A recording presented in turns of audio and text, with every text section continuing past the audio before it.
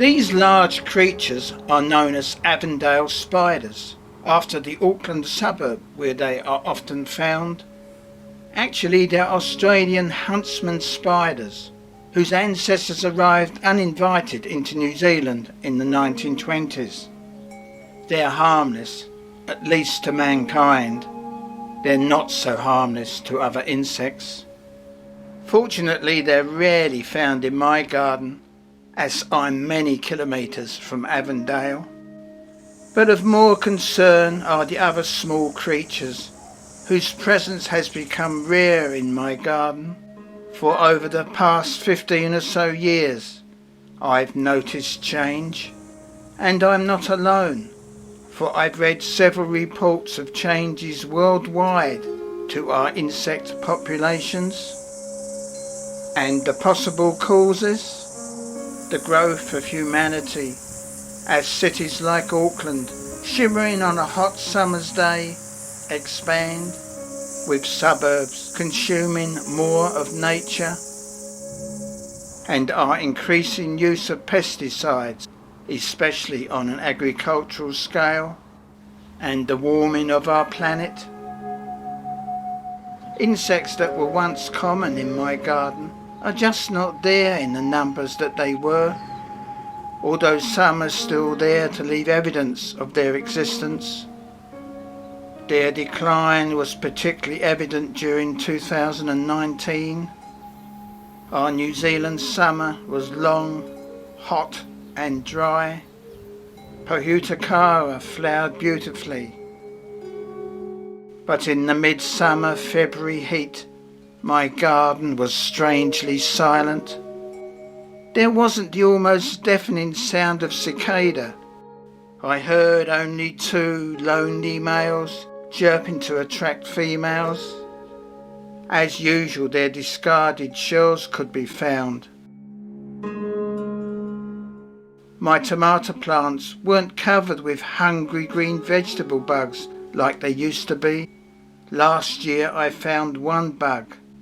This year, none at all.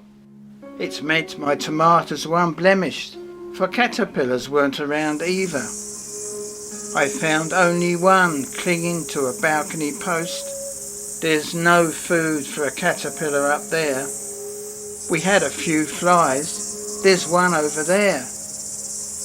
Ants were also around, but not in the numbers they used to be. And bees, so essential for pollination, while frequently found, just didn't have the same numbers as previous years. My squash vegetables weren't getting pollinated, so I had to manually lend a hand, taking pollen from the male flower to ensure the female produced fruit.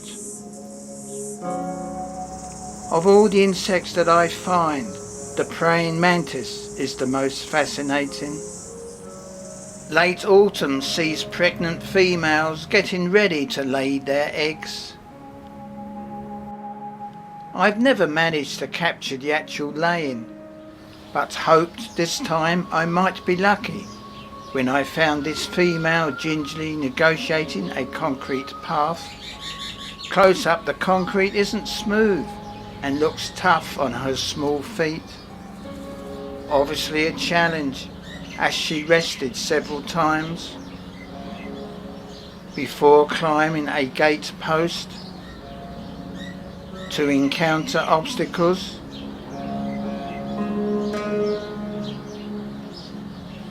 And what's this? Another discarded cicada shell? And more cobwebs. I left her for 10 minutes to attend to something else, expecting on my return to find she hadn't travelled much further, but she was nowhere to be found. Not on the gate, nor under my balcony, or nearby greenery, or adjacent rubbish. There were egg cases to be found, but they are old from previous years, as are numerous other old cases around my house exterior. I hope she did manage to lay to continue her species.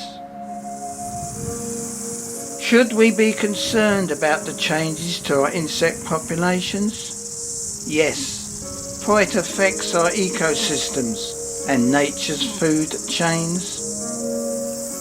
As I walked home across my local park thinking about lunch, I came across this magpie, also looking for its next meal. Magpies mainly eat insects, and this bird appeared, over the 10 minutes that I watched, to be struggling to find many to eat. So how well will the magpie survive in the future as insect populations decrease and some species even disappear?